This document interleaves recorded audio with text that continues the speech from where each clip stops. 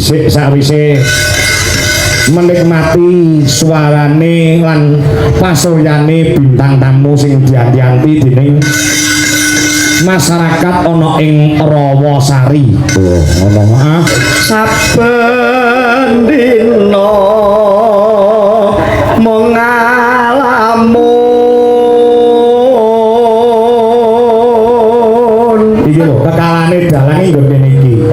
Dagelan gareng iki iso nyekeli tangane sinden, iso nyekeli tangane bintang tamu. Aku dalan gelem ora gelem ya kudu ngedep-debok. Alah ngedep. Oh ngedep-debok ya nek nuju mayang. Lah piye? Engko nek rampung ya nggandengi sinden wah. Astagfirullahaladzim. Aku iso gandenge malah ning dhuwur panggung nek ning ngisor ya ora cucuk tanggung gandeng sinden. Lah apa? Kurang to ya. 400 kok. Ana ape mbok-mbok monggo. Ning nuwun sewu Pak Kangko. Piye? Bareng kula petuk Mbak Elisa kaya untuk tombo. Tombo apa? Lah ngomah nemen saya mbedhedhe kok. Aku iki Pak Naibku tak suwun ini ndek iki, Pak. Naik kok seneni. Wadah tadi seneni pripun kula ijaban tahun 2019. Dijabe ning ape Naib sah ngoten. Terus Pak Naib sanjang le gandeng kowe sah karo bojomu sak mangsa-mangsa ning dalan ning panggung kok petuk wong ayu eling ya nek ning omah luwih ayu rak ngoten. Ya. Bar ijab tes aku tanggapan petuk Mbak Elisa. Wah tak sawang ayo balik wah ning omah enek luwih ayu aku rak ngoten. Balik tanggapan balik omah tak sawang bojoku. Dadi elek aku. Wah Si ayu sapa? Mbak Elisa. Oh iya. Oh, Pak Naik tak uring-uring. Nek ngendi kok ditoto? Bojoku elek kondo ayu aku. Ini ya tak trimo enake ya gur kae kok. Ngono turun mesin pindho, Nduk. Nggih, saiki ya awake nemeneni Pak bojoke. Lemu ngono apa? Walah bobote 98. Iya. Piyayine ndek ngau bobote 98. Bareng nganggo daster ndak koyo baskom tutupi taplak kok. Wis parah tenan ya. Takon diet karo bojoku iki. Takon diet Bu, ngono kuwi mbok dicoba awake ben ketok langsing diet. Nek esuk lari-lari pagi aku ora ngono. Ya. Mangkat tenan lari pagi wis enek 6 sasi ra balik. Mbah kondi. Aku wis ora arep goleki. Mending iki ae, Nduk. Ya ning kene tok tapi nek mulih ya tetep ya sing gelem kan ya bojomu sing cinta lahir batin. Alah mbok kowe iki cinta. Mbok kowe iki ya cintaku ngono gini to. Ya wega. Lah wis tak duwe 50 wis. Noko kamu seket. Ya satu. Aku seket. 100. Yoga 100. 500. Nek ku sekolahi paling ora sak semester 10 juta. Nah. Mongko wulung semester. Dadi 80 juta. Iki durung bedaku nek ngene iki sak pengadek iki regane 1 juta. Carike iki 550.000. Dijumlah dhewe. Make up-e paling ora ya 350.000. Iya. Jumlahin dhewe ngono arep 100.000. Lah iya. Lah wong lanang ya modal lho. Mbah Lurah. Ngurut 400 sik kemlimpi kowe. Mbah Lurah. Sing jenengan nggih sangu sesuk tak silahi sik, Bang. Silel. Ora iki nek ngene iki ya wis ade mesra-mesraan. Moto karo moto. Jek, kok mutu ki Motor. mripat karo mripat. Iya, carane menotop moto. Menatap mata. Nggih, mula Sayang-sayangan ra apa-apa bojo ning omah ya engko nek urusan panggung ya panggung. oke. Iya. Aman iki. Tekon ndi mau Mas aku?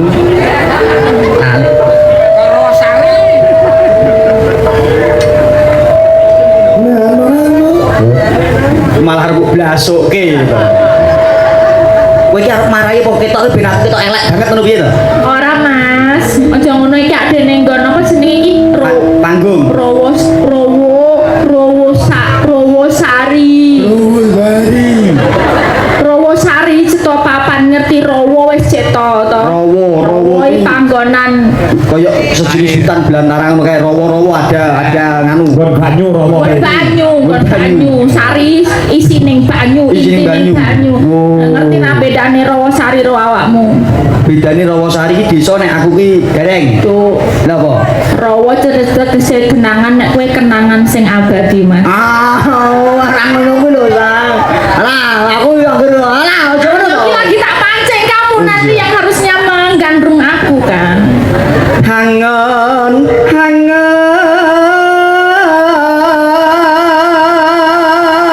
marang ni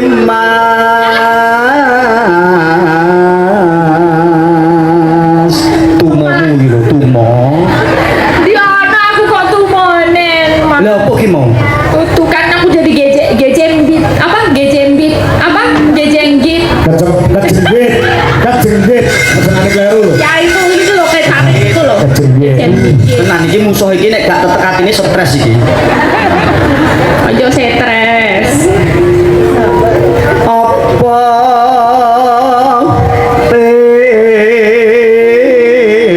tega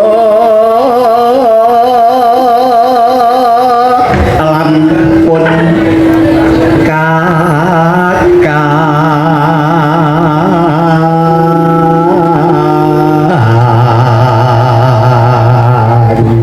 Mas kaget Mbak Elisa Nggih. sonten mau kula pun matur kalian Pak Lurah Pak Panitia Nggih. Nah, aku ora kuat ngempet pipis, aku izin untuk medun pipis dulu. Oh, Karena nggih. 3 hari yang lalu bubar operasi laser. oh nggih Pak Nggih, dari dokter ora itu ngempet pipis. jangan Nggih. bahaya menikah sekarang harus kita mengutamakan kesehatan nggih pun Yo, kula izin mboten nikah tata krama udan negara nggih Mbak Elisa nggih. boten nopo boten cados menopo Nggih. pengertian semuanya tahu Nah, nggih, kula niku nggih kula trima jenenge pekerjaan apapun kuwi mesti duwe resiko. leres Nggih, kula nek njalani udara wis 20 taunan muncul. Kula nek cokol mangsa kakean duduk, kakean lingkuh kuwi nguyuhe ra lancar iso dadi kencing batu. Tur mbok menawa penyakit nggon manuk iki tak trima mergo manukku biyen kakean dosa. Dadi oh ono dosane Oh, Mas nggon apa mau? manuk Kakean dosa. Oh, ngantek sakit niki. Ah. Nuwun sewu jenengan ki nate ngelu mboten? ya lu Oh, berarti ndase kakean dosa kuwi. ndak dhewe. Pripun ngapunten ngapunten mustakanipun. Tujuannya aku gak tau loro blas yo aku. karena Blas gak tau loro. semua dari ujung rambut nganti ujung kaki Serane sing loro iki berarti aku iki ora sing tau klepetan dosa model iki. Roh karena nunggu antrian kuwi. Aku wis persediaan kok dadi sak bengi loro olahraga sik yo. Ya. Ayo Mbak Elisa gini. Ya balik nok coba kowe gandrung ketake aku seneng aku ngono lho.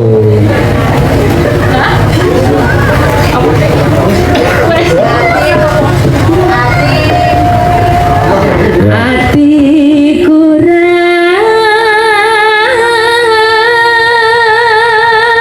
bisa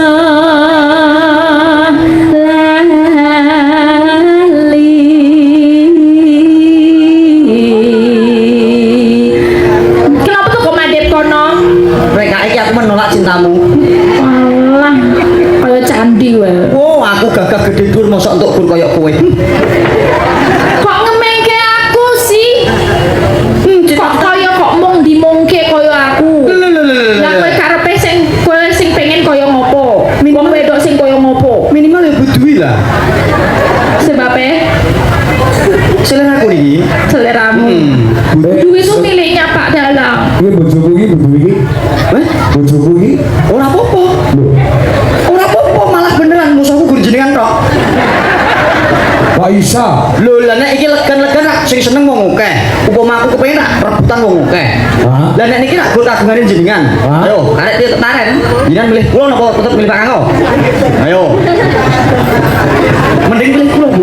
Tak buktake tak mulyake jenengan nek sida tenan karo bojone karo aku, tulung lemah guri mah dol nggo ngragati uripe awake dhewe. Omah sing tuku aku iki. Lemah sing tuku aku. Malah beneran jenengan gak rugi, sing rugi kono. Bacot ke Cahayu ora aku yo cinta padamu kok no. Ben padha dhuwure aku nek ketok endi aku. Nah, enggak padha dhuwure. sandale sopo mbok ki mosok ya wong lanang sandale pink Patut iki nek disuntingi ben ketok padha dhuwure ngono lho. Aku nek sandalan lho semene. Nek iki lho patut to iki. Aku percaya iki mesti sandale Mbak Cungpe iki. Iya. iki- gantimu titikane apa Oh, ketara sandale dhuwur. Soalnya nek cacah iki nganggo dhuwur ora mungkin wong biayane dhuwur. Kae lho kurus meter kotor ning aku kan ketok padha kancane. Ya.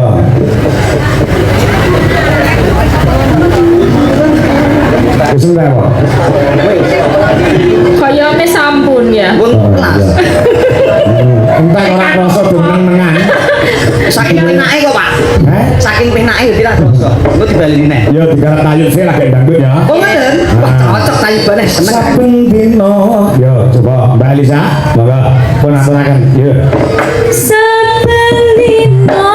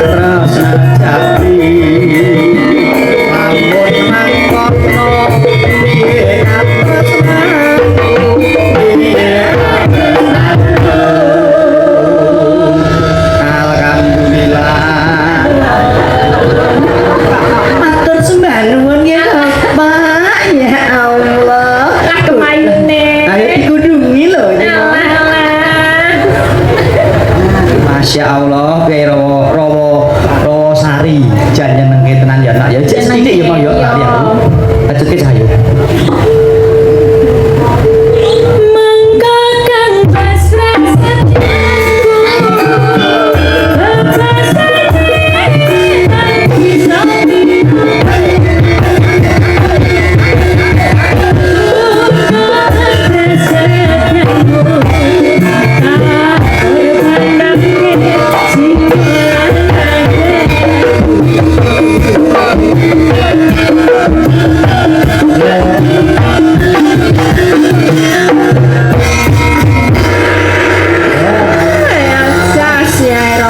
Godhong lila wae iso gawe lega.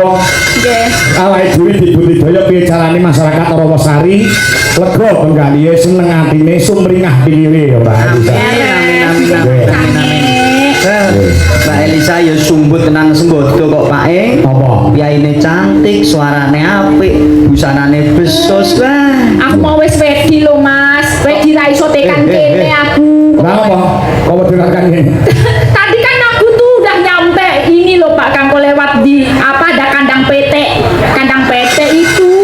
Terus aku lewat tengah sawah itu. Kan itu agak goyang-goyang mobilku di situ ya. Jemek soalnya habis hujan. Jemek ora jemek. Wis tekan kene jare wis cedak, jare Google Map pincen sing jenengane Google Map iki pengen tak antemi tenan. Wis jare wis sudah dekat lah kok jembatan. Lah apa piye ki carane? Mundur lah mobilku aduh banget. Lah tak kira aku sido iso tekan Rawasari opo ora. Tak dongo-dongo bulan akhirnya iso tekan kene tenan nih wis Sing gak alhamdulillah. jos sopirmu berarti. Lah apa kok ora jos? Lah nek liwat jembatan kok karek bablas sono. Lah jembatan bisone motor. Ayo ngono direng nih mobil miring ini. Kan ngene ya. Ayo piye tenan. Tadi untungnya ada biaya yang turun terus mundur aja Pak. Ya wis aku mundur alun-alun. Alon. Ya, sing penting wis tekan kene. Alhamdulillah. Kok iki jenenge Rawasari. Rawasari. Nek mumet iki kan ya ono dhewe. Rawa sing mumet. Apa rawa kok mumet? Rawa pening. Oh iya rawa. Oh iya, rawa bening rawa semuman. Oh iya mumet. Ana ya kan rawa sing wis tuwa banget. Apa nek iki? Ana Rawa apa? Mbah Rawa. Ambarowo. Rawa gawane sinden Pak Kangko sing nomor lurus kok kono ya ana. Apa kuwi? Rawa rontek. Kok rawa rontak iki padake jimate Apa basa muka. Apa kuwi aku ya ora ngerti sih. Rawa rontek apa ya ora mudeng. Rawa rontek Ya pokoknya bisa sampai Rawasari sosowan panjenenganipun Pak Kepala Desa. Wis manuku ya aku. Kepala desa. Pak Kepala Desa Pak Markin. Makin. Pak Markin. Markin nih wis ora ngarani Marwi. Mari berarti damar. Oh, damar tegese ki light tegese ki iso Lampu. madangi sedaya para warga masyarakat. Masyarakat. Yo. Aku percaya. Ayo Ya iso madangi masyarakat sing kulino mangan krokok. Yo. Masyarakat kok masyarakat ya utuh masyarakat. kin Kinario pengajeng. Kok pengajeng. Kinario pengaret. Pengajengipun panjenenganipun pengajengan. Pengajeng. Ha. Pengajeng. Pengajeng niku. Ojo pengajeng. Pengajeng. Jeng. Panjenengane bapak. Pengajeng. Angel lho Mas tadi pengajengi. Pengajengi apa ya? Pengajeng. Sing jenenge pengajeng. Ora mesti pengajeng. Mesti. Kadang-kadang pengajeng ki yo nduri. Aku diterangke ki metode kepemimpinan lho. Diam. Kowe aja muni ngono wae. Aku ki nerangke metode kepemimpinan. Enek sing gak trimo. Lah ngosopo? Pak jalane Kok gak terima? bar dioperasi gak iso pengajengan. Ya sabar sih. Nek Pak Dalang ini ceto nih pengajeng sing neng ngajeng nih Pak Dalang. Pengajeng. Tapi pengajeng sing neng wingking ya ono kudune. Budi nek bendu-bendu gapuk lho. Ora pimpinan to ngajeng ning iki apa? Ya ada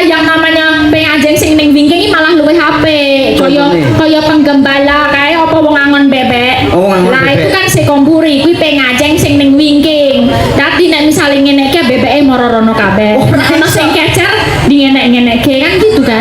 Wong angon bebek iki wong ora konsisten Kok kok. ora konsisten? Kowe ngerti angon bebek? Piye? Bebeke rak ning ngarep. Yo. Sing angon rak ning guri. Yo. Nek ngene berarti tondong kriting to.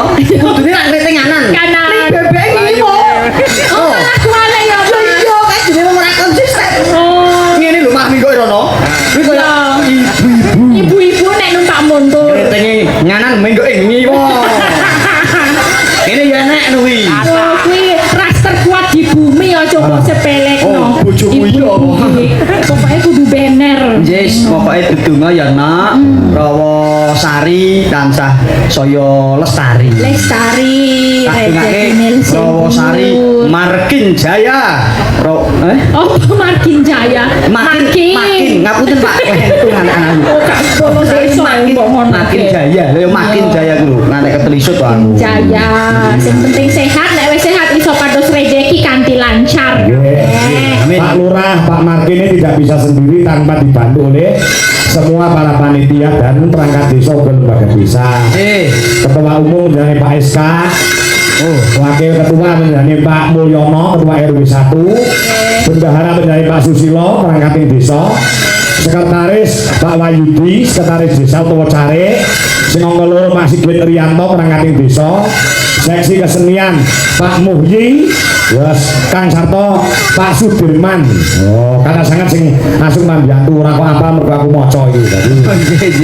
Pak Lurah ki nuwun sewu astane mung kalih, pangane mung loro, tidak bisa untuk melayani masyarakat sendiri tanpa dibantu oleh semua perangkat desa dan lembaga desa. Nih Pak Lurah tuh kalau kerabatnya banyak, masyarakat cintai ya udah melumpuk kabeh Mas mesti. Beda nek misalnya enggak jarang turun ke bawah, jarang turun ke masyarakat ya biasanya masyarakatnya ra melumpuk. Yo masyarakat neh. Ini berarti Pak Lurah ya apik sebagai pengajian sing apik ya Pak Lurah Markin. Masyarakat Makin hebat. angkot. Sikile kecopot. Nganti pedot. Nganti pedot. Masyarakat. Ya. Pak Markin berkah barokah nggih Mbah Nun.